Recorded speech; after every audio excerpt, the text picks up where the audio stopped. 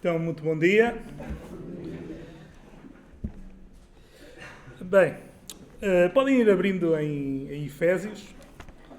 O Tito já deu o pontapé de saída ao lermos os 10 primeiros versículos do capítulo 2. E o que na minha mente começou uma pregação nesta fase, entre séries. Que inicialmente eu estava a pensar pregar uma vez sobre dons espirituais, mas acabou por se transformar em 3.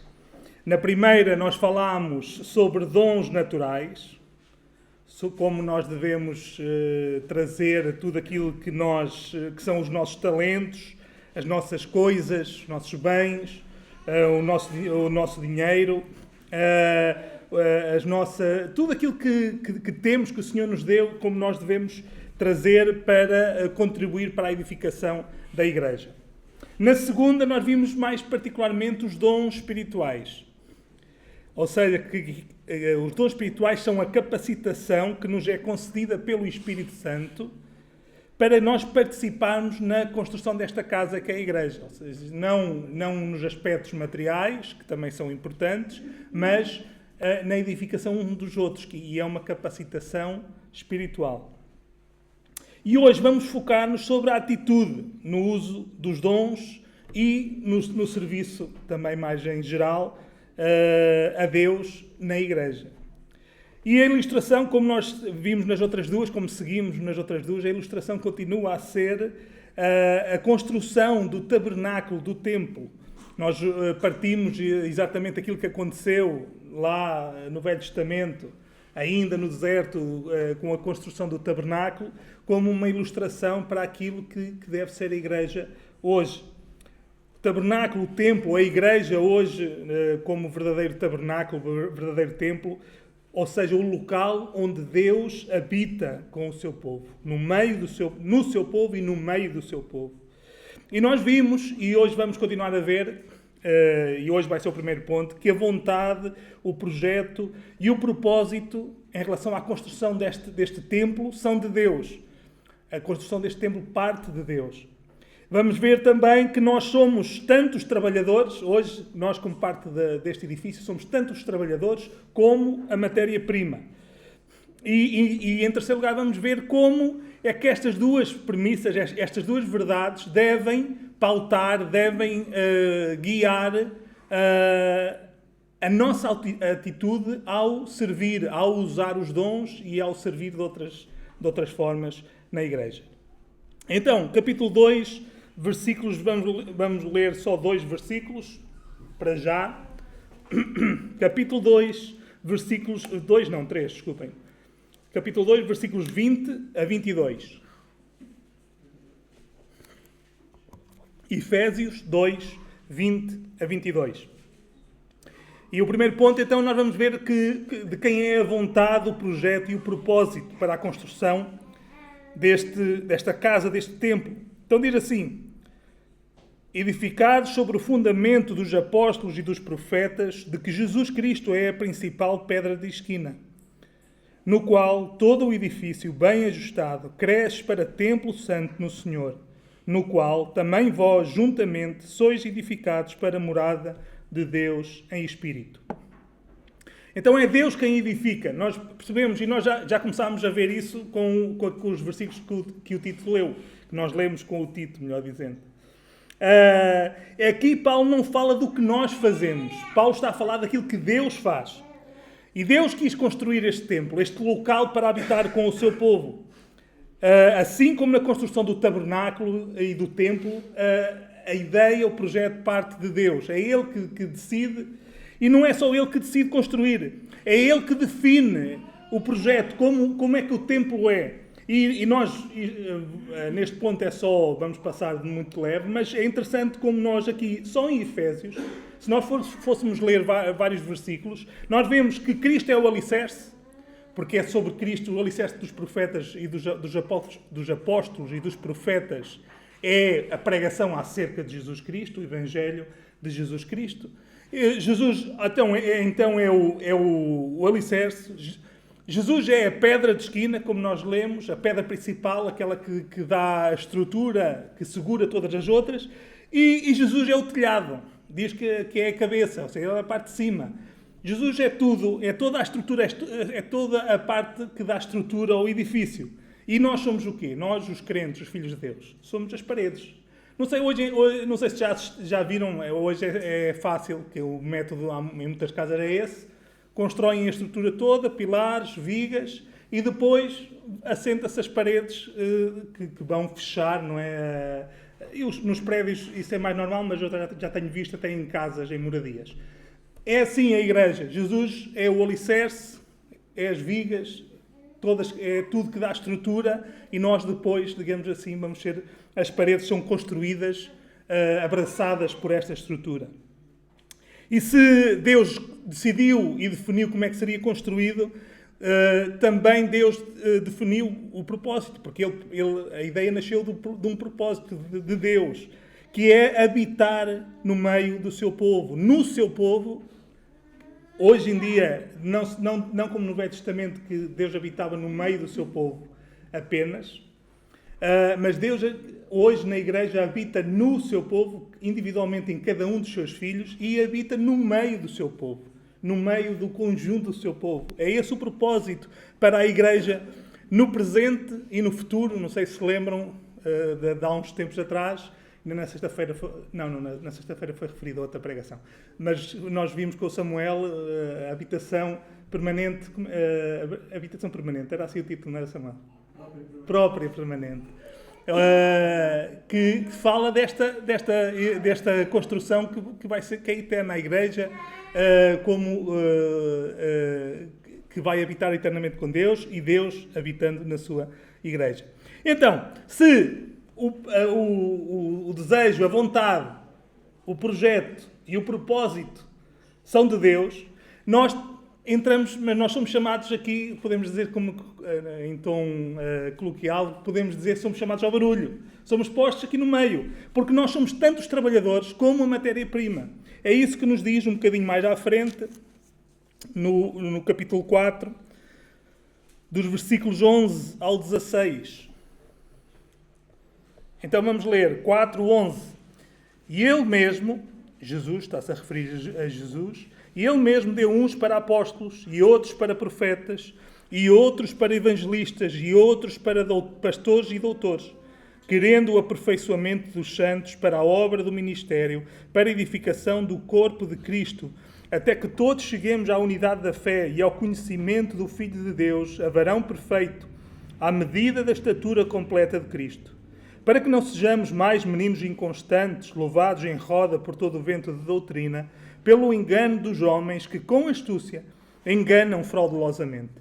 Antes, seguindo a verdade em amor, cresçamos em tudo naquele que é a cabeça, Cristo, da qual todo o corpo, bem ajustado e ligado pelos auxílios de todas as juntas, segundo a justa operação de cada parte, faz o aumento do corpo para a sua edificação em amor.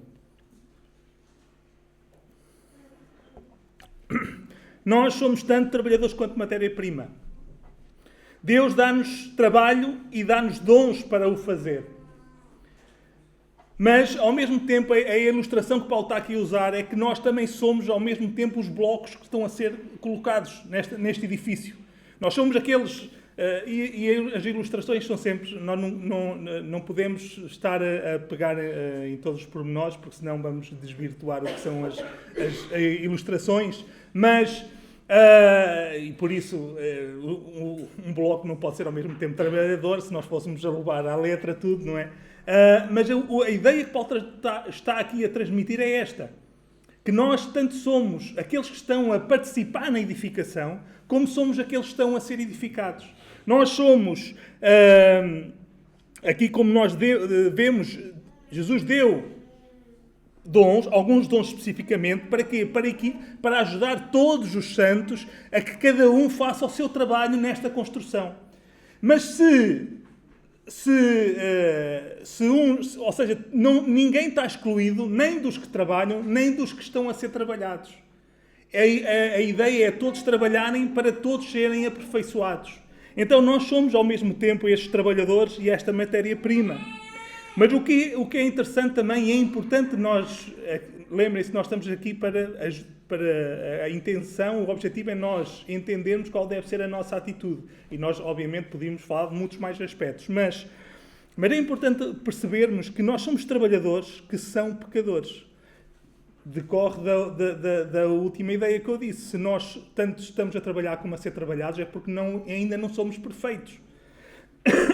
Nós somos chamados, todos nós somos chamados a trabalhar na vida dos outros, mas nós somos trabalhadores imperfeitos. Nós cometemos erros de avaliação e de execução.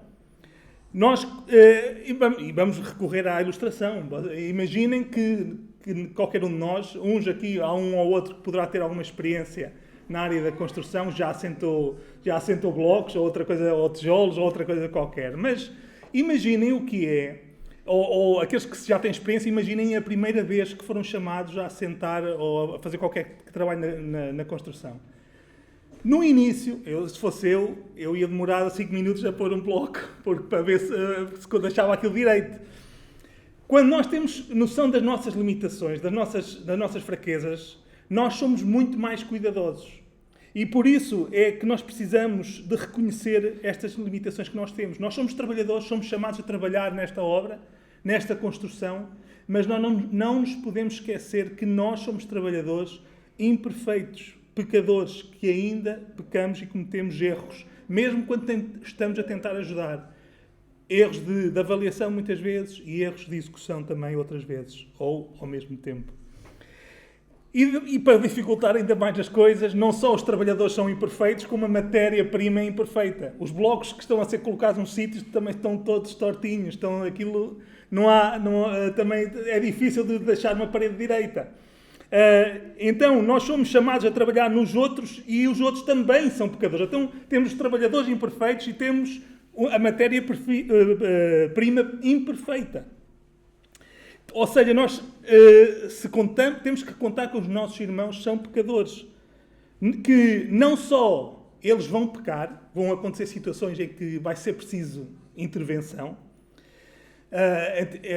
E atenção, isto não é relativizando o pecado. Não é assim, pronto, nós pecamos todos, então não tem grande importância. Não é nesse sentido. É só uma constatação que isso vai acontecer. Os outros vão pecar. Assim como nós, no ponto anterior, nós já constatamos que nós vamos pecar também. Não vou adiantar. Já a seguir vou falar sobre isto também. Nós somos chamados então a trabalhar nos outros que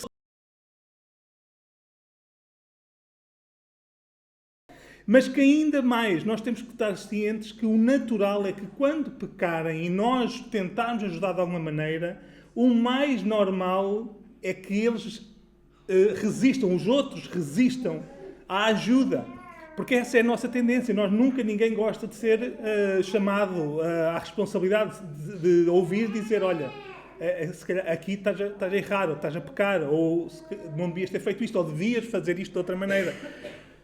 Por mais cuidado que nós tenhamos ao aproximar-nos, é muito difícil, quando alguém é chamado a atenção, que não resista num primeiro momento.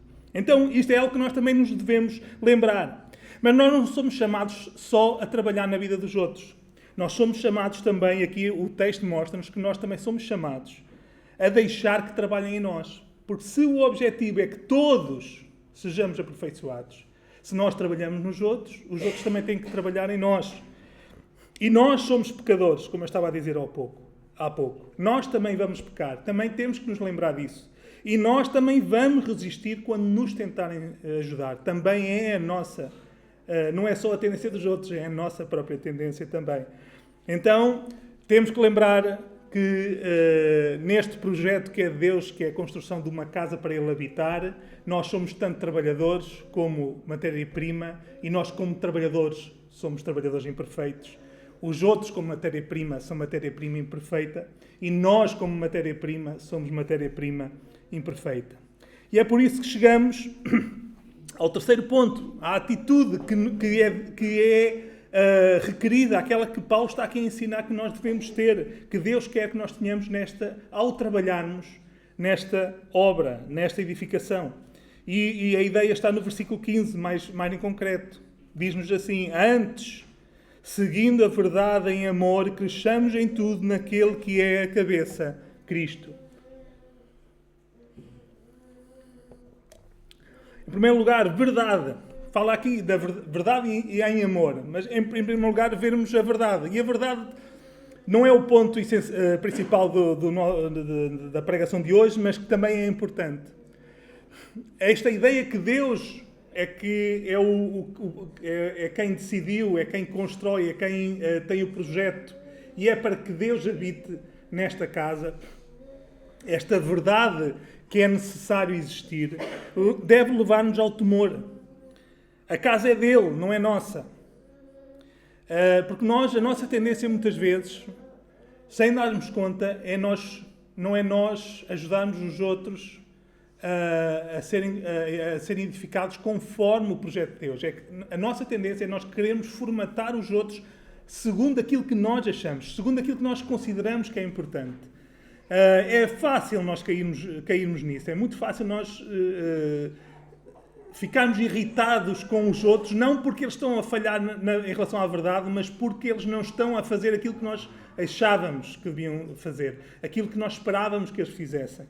Então, nós devemos lembrar-nos que a casa não é nossa e que se em vez de edificar, em vez de nós estarmos a ajudar a edificar, se nós estivermos a destruir, se nós estivermos de alguma maneira a contribuir para a destruição desta casa, ou seja, isto relembrando, se nós prejudicarmos a edificação de um bloco apenas, já estamos a perturbar a edificação da casa. Então, um ponto essencial é que nós, nesta ideia da matéria-prima, mais uma vez, é uma ilustração, e eu espero que nós, com a ilustração, não acabemos por não perder o essencial, que é, nós trabalhamos com pessoas. Nós somos chamados a trabalhar em pessoas, não estamos a trabalhar em nenhum objeto que é imóvel, que não tem sentimentos, que não tem a complexidade que qualquer ser humano tem. Nós estamos a trabalhar em pessoas. E se nós, com o nosso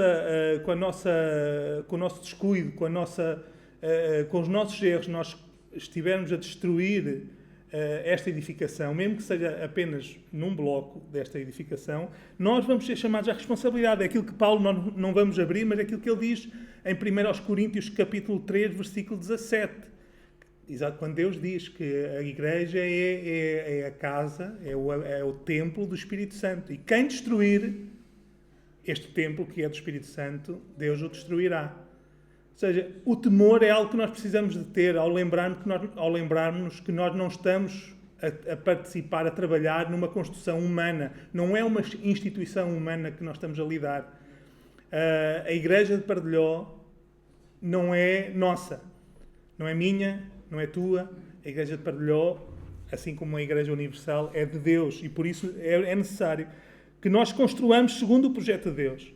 A ideia é aquilo que o texto nos diz, até que todos cheguemos à unidade da fé, ao conhecimento do Filho de Deus. A ideia é conformar-nos à imagem de Cristo, não é à imagem dos outros, não é à minha imagem, não é à imagem de mais ninguém aqui que está dentro desta sala ou que esteja noutro sítio qualquer que nós consideremos muito um crente muito sábio, muito piedoso, com tudo que isso tem de bom, mas não é à imagem de ninguém, a não ser à imagem de Jesus Cristo, que a Igreja deve ser construída. Jesus é o padrão que nós devemos atingir. Então, nesse sentido, nós podemos, continuando nesta ilustração da edificação, a verdade é como que fosse, podemos dizer, a verdade é o prumo. Eu acho que toda a gente sabe o que é um prumo, né? Às vezes não devemos assumir que toda a gente sabe, mas pronto, o prumo é uma coisa assim que se coloca na parede, que se ficar, tem uma bola de ferro em baixo, né? E se houver uma distância necessária entre o prumo, ou se estiver encostado, tem que estar só encostado um bocadinho mesmo. É ali, aquele ponto mesmo perfeito entre o prumo e a parede que mostra que a parede está direita. Então a verdade vai ser este prumo. A verdade é aquilo que é necessário para a parede ser construída direita. É aquilo que é aquilo que Deus, o projeto, conforme o projeto está definido. Não é para ter, hoje em dia, às vezes há construções para todo tipo, não é? Por isso, mas pronto, à moda antiga, é para ser uma parede direita, sem inclinação, sem curvas. É para ser direita, segundo o projeto de Deus. Então a verdade é este prumo. Mas não é só o prumo. E nós podemos dizer prumo, pode ser um nível, pode ser também interessante, a gente já agora que estamos nas imagens da construção, né? Quando a parede é comprida não só se usa um prumo para ver na vertical, mas também se estende uma linha na horizontal, que é para a parede também seguir direita. Então a verdade é isto, é a forma de garantir de que a parede é construída direita. Mas, como eu estava a dizer, não é só o prumo ou estes outros utensílios que são necessários na construção de uma parede, de um edifício. E por isso chegamos ao amor. Por isso o Paulo está a ensinar a dizer que não é só verdade, é verdade em amor. E é interessante, e foi daí que surgiu o desejo de eu pregar sobre a atitude, porque nós não vamos lá, mas nos textos que nós lemos no Velho Testamento, nas outras duas pregações, lá em Êxodo, é interessante como todo o processo, quando se está a falar do povo ter trazido as ofertas, o amor, ou seja, o coração ou o amor estava sempre no contexto. Nós lemos várias vezes em que o coração do povo se moveu, o coração daqueles que trouxeram ofertas foi voluntário, foi espontâneo em trazer ofertas. Ou seja, o coração, e se nós formos para os textos do Novo Testamento, é exatamente a mesma coisa. Sempre que fala dos dons, em Romanos, em Coríntios, aqui em Efésios, vai-nos falar do amor. No contexto está a forma como estes dons devem ser usados, devem ser postos em prática. Então, o amor está sempre relacionado com o uso dos dons. E o amor, em primeiro lugar, a Deus. No tabernáculo, como eu estava a dizer há pouco, foi depois, não sei se lembram, o povo saiu do Egito, parou no Sinai, Deus deu a lei, o povo, quando Moisés estava lá em cima no monte, decidiu construir um bezerro, e Deus tinha mandado trazer ofertas para o tabernáculo, e o povo ainda não tinha trazido. Entretanto, construíram um bezerro de ouro, Deus mostrou o seu desagrado, castigou-os, e foi depois de tudo isto, deles se arrependerem deste pecado, foi depois de tudo isto que eles se animaram, que eles se motivaram em oferecer a Deus com um coração voluntário, como nós lemos lá.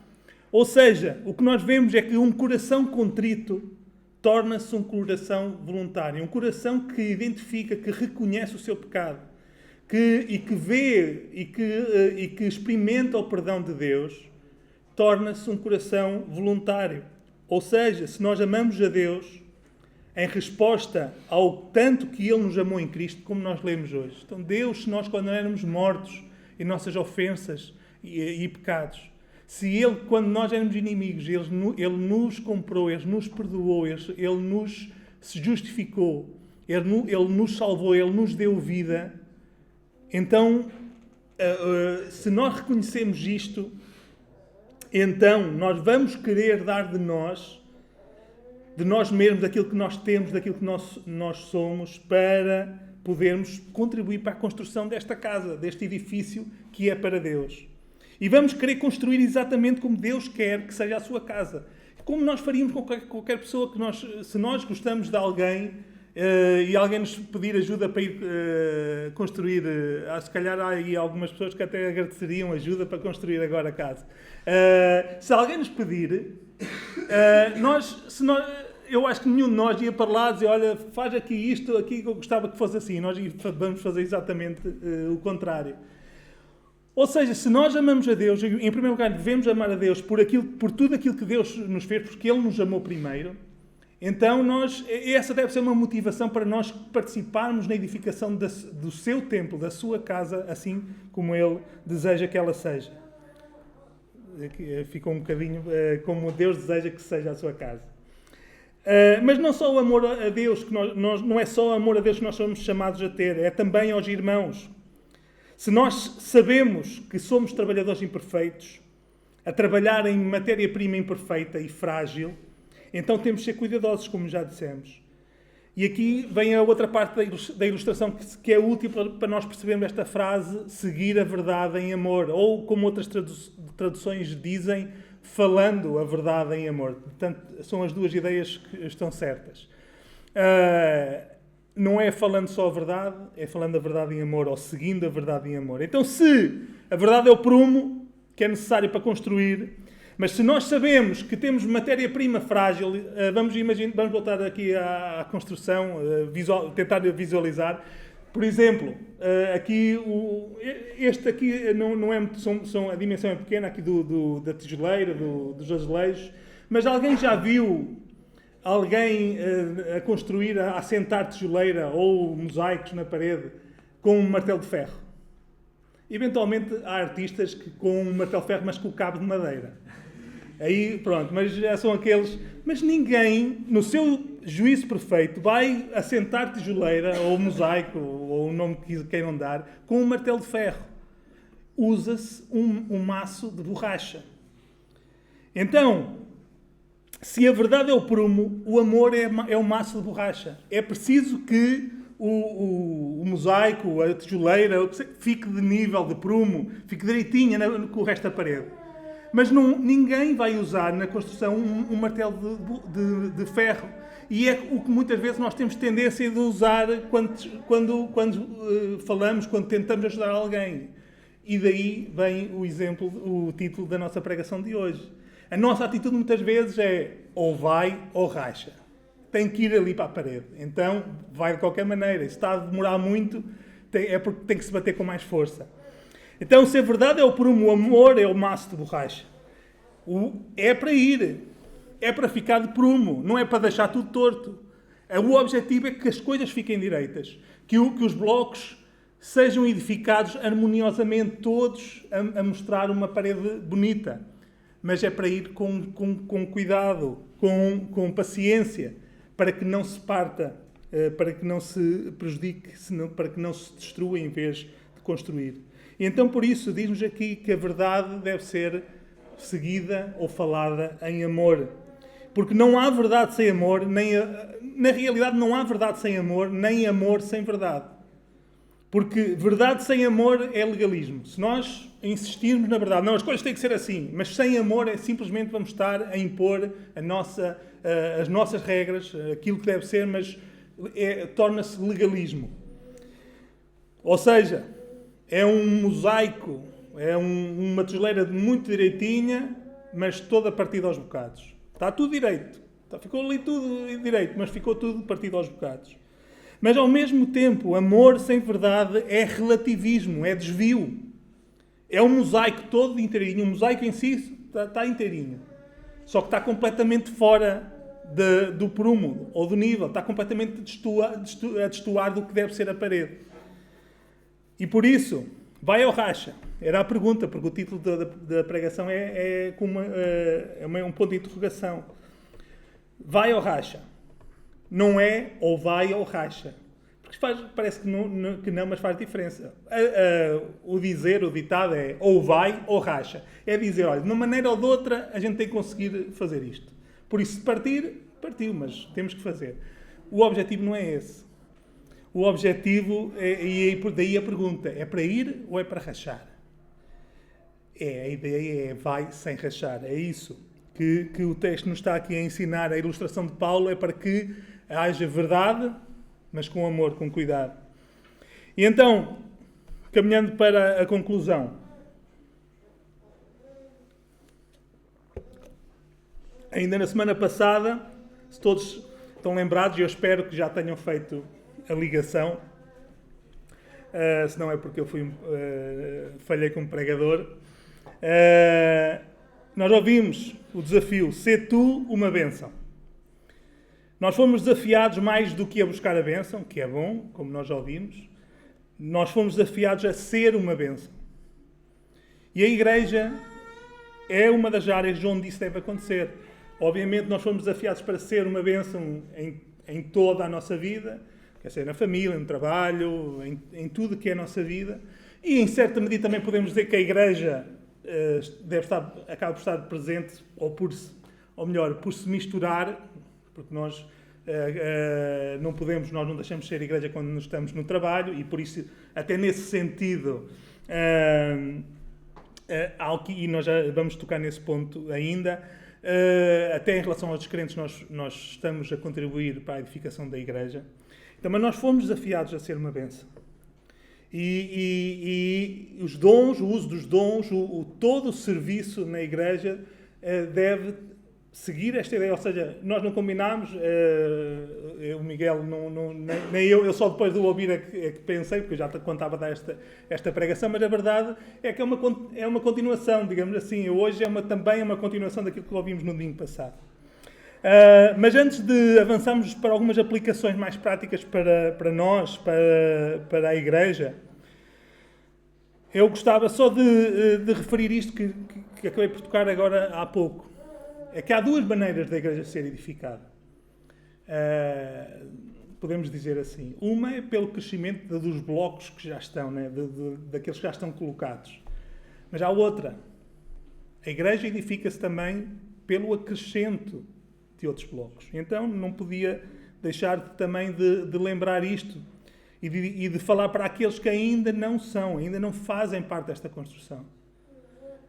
E também para nos chamar à responsabilidade que esta é uma forma da igreja ser edificada, é com o agregar, com o ato de Deus trazer novos membros à sua igreja.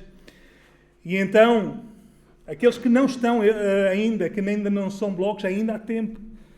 Deus deseja acrescentar outros blocos, para construir a sua igreja.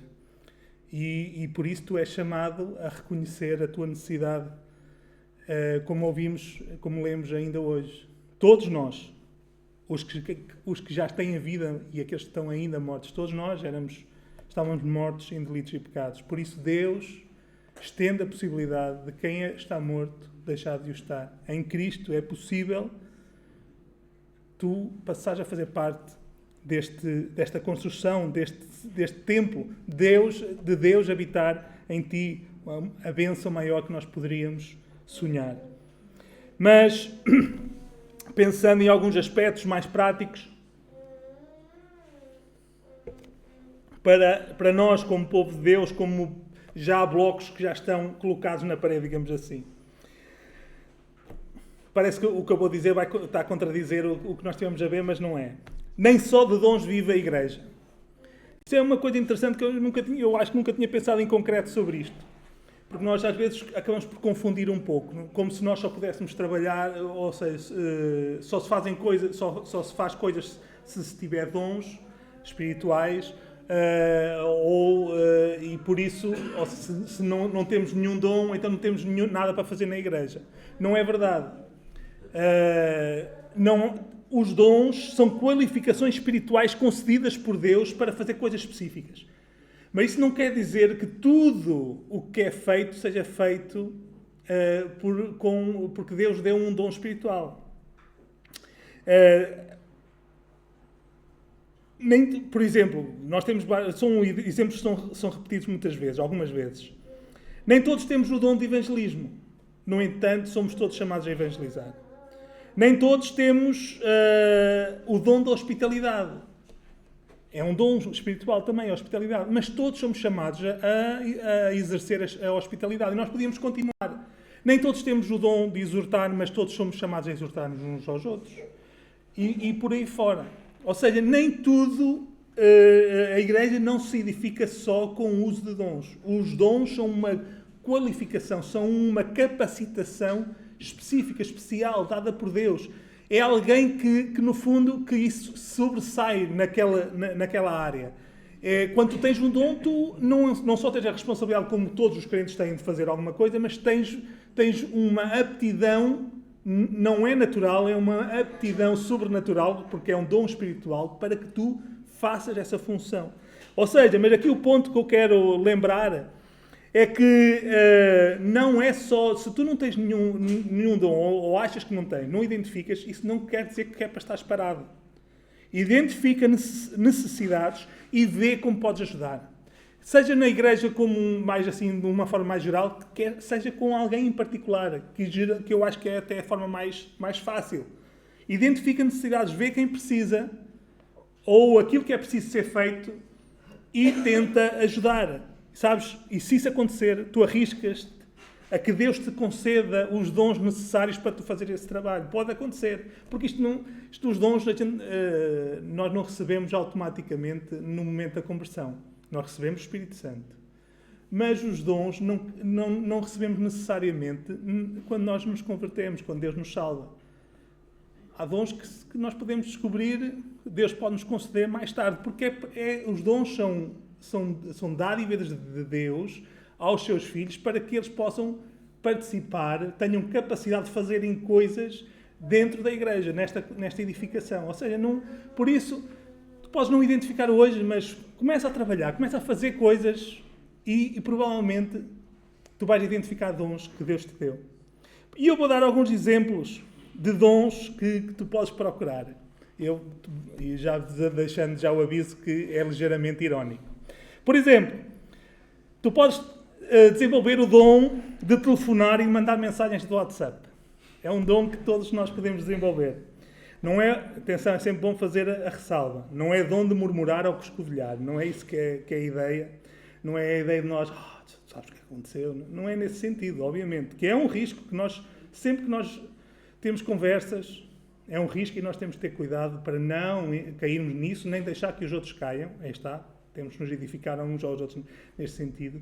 O objetivo não é a murmuração ou a coscovilhice, mas é o dom, digamos assim, de mostrar que te preocupas, de perguntar se está tudo bem, alguém que falta.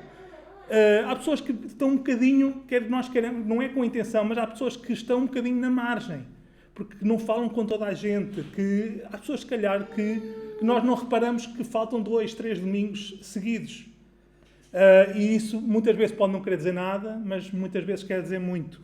Então, podemos perguntar, mostrar interesse. É um dom que acho que todos nós podemos usar. E pode ser que identifiques dons de misericórdia, por exemplo. Se ouvires alguém que diz, olha, estou com este problema, e tu possas ajudar de uma maneira, uma pessoa que está doente, uma pessoa que precisa de ajuda para fazer para mudar um pneu porque não veio ao culto porque tem o pneu furado. Mas podes descobrir que tu tens dons de misericórdia. O dom de misericórdia, ou de repartir, que é um dom espiritual, repartir daquilo que se tem com os outros. Tu podes procurar o dom de cozinhar. Também é um dom não espiritual. Atenção, não estou a falar de dons espirituais. Ninguém recebe o dom de cozinhar. Mas podes desenvolver o dom de cozinhar, de receber em casa. De conservar, conservar também dá jeito na cozinha, mas conversar, o que eu queria dizer, de conversar, de conhecer o irmão, de saber o que é que também, de criar laços. E pode ser que identifiques o dom da hospitalidade. Tu podes exercer o dom de dar boleia. É bom para conversar também. Lá ia eu outra vez para o conservar. É bom para conversar. Quando nós vamos de carro, se for curtinho, não dá muito para além de bom dia e pouco mais. Mas se for uma viagem mais longa, alguém precisa de uma boleia para alguma coisa, para alguma atividade, ou para alguma coisa que precise na sua vida, pode ser que identifiques o dom da exortação. Pode surgir uma conversa em que tu sejas chamado a exortar. Tu podes desenvolver o dom de meter conversa. De falar com vizinhos, colegas ou com estranhos. Pode ser que identifiques o dom de evangelismo. Ou seja, a ideia é que tu não estejas à espera de receber, assim, de abrir-te no céu um tubo e que de repente tu recebas um dom espiritual para fazer alguma coisa. Identifica necessidades em pessoas em concreto ou numa área qualquer da igreja, mais em geral. Além de que é sempre bom lembrar, pede ajuda também, até se tens o desejo de trabalhar, pede ajuda, em primeiro lugar, claro, os presbíteros são os que são chamados a estar na linha da frente, mas pode ser a outra pessoa também, para que possas participar, mas não esteja à espera de saber qual é o dom. Há muita coisa que pode ser feita e tu, se depois chegares a descobrir, a identificar os dons, ou o dom, ou algum dom que Deus te concedeu, tu então depois podes exercer essa área com mais intensidade, mas começa, antes de mais nada, a identificar quais são as necessidades e aquilo que tu podes fazer, seja só com uma pessoa, pode ser só com uma pessoa, e isso já é participar na edificação do corpo de Cristo, neste templo que é a igreja. Porque se tu amas, tu trabalhas. Se tu amas a Deus, queres que a sua casa esteja o mais perfeita possível. Sabemos que nós até Deus nos levar deste mundo, isso não vai acontecer, mas nós trabalhamos para que isso aconteça. É esse o objetivo.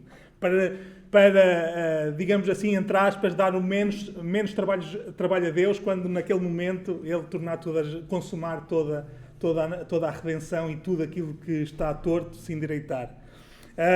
Mas se tu amas, tu queres que a sua casa esteja o mais perfeita possível, a parede esteja direita e que os mosaicos estejam o mais intactos possível também. Tu vais identificar o que está mal, não para murmurar, mas para ver o que podes fazer para esse problema ser resolvido. Se tu amas os irmãos, tu queres que cada um deles esteja o mais parecido com Cristo possível. É isto que o texto nos diz, que é esse o objetivo, é nós chegarmos a esse ponto. Então tu vais estar atento para ver quem está em necessidade, seja por pecado, alguma questão de pecado, ou seja por circunstâncias difíceis que estão a acontecer na sua vida. Não para criticar a pessoa e andar a falar com outros, mas para tentar ser uma ajuda verdadeira. E se tu amas a Deus e os irmãos, tu também vais permitir que te ajudem a ti a ficar de prumo. Tu também vais deixar que quando alguém chegar com um maço de borracha, desejavelmente, com um maço de borracha, te tentar levar ao sítio. Porque é assim que Deus atua. Isto aqui nós não estamos a falar de uma ação humana, porque senão a ação humana vai estar na lista das ações que foram feitas para destruir, não para construir. Estamos a falar de Deus a usar-nos a nós, pecadores imperfeitos, a trabalhar em matéria-prima imperfeita e vice-versa. Os outros trabalhadores imperfeitos a trabalhar em nós, que somos matéria-prima imperfeita. Mas o aviso também que a palavra de Deus nos deixa é que de que é que serve muito trabalhar, se for para estragar? Qual é o interesse em nós fazermos muita coisa, termos muitos dons, se for para estragar? É o que nos diz 1 Coríntios, capítulo 13, e vamos lá rapidamente, é um texto muito conhecido, que muitas vezes é tirado do contexto, é como se falasse sobre o amor no vazio, mas está a falar exatamente no contexto dos dons, do uso dos dons, do serviço na igreja. Então, capítulo 13, versículo 1 diz: ainda que eu falasse as línguas dos homens e dos anjos e não tivesse caridade ou não tivesse amor, seria como o metal que soa ou como o sino que tine. E ainda que tivesse o dom de profecia e conhecesse todos os mistérios de toda a ciência, e ainda que tivesse toda a fé, de maneira tal que transportasse os montes e não tivesse amor, nada seria. E ainda que distribuísse toda a minha fortuna para sustento dos pobres, e ainda que entregasse o meu corpo para ser queimado e não tivesse amor, nada disso me aproveitaria. Ou seja, o que é que vale? O que é que vale ter a verdade se não se tiver o amor? O que é que vale usar os dons e fazer muita coisa se não se estiver a contribuir para construir? Atenção, não estou a dizer que mais vale não fazer, é exatamente o oposto. Nós somos chamados a trabalhar, a fazer, a contribuir, a ajudar-nos. Mas tendem atenção a isto. Ele vai dizer que se nós não servirmos, se nós não usarmos os dons que Deus nos concedeu, e Deus pode nos ter dado dons espirituais, mas se nós os usarmos sem amor, e o amor é verdade em amor, nós não vamos estar a cumprir o nosso objetivo. Nós vamos ser utensílios sem finalidade, que não estão a cumprir o seu objetivo. Vamos ter sinos que não tocam. O que é que serve um sino que não toca? Não serve para nada. Decoração e depende. Não serve, não cumpre o objetivo. Não chega. Não chega lá. E o desafio é nós não cairmos neste erro de sermos este utensílio que está completamente desaproveitado porque não faz aquilo para o qual foi chamado. E não resisto só a ler, nós não vamos falar sobre, a ideia não é falar sobre as características do amor, mas só lermos os versículos seguintes eu acho que nos ajuda, e nós temos em mente o que é suposto ser o amor, ajuda-nos a perceber como é que nós somos chamados a trabalharmos na vida uns dos outros, para a edificação um dos outros e da igreja como um todo.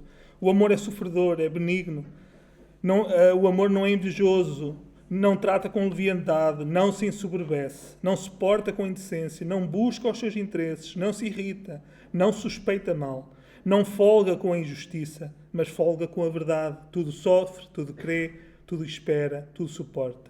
O amor nunca falha, mas havendo profecias serão aniquiladas, havendo línguas cessarão, havendo ciência desaparecerá.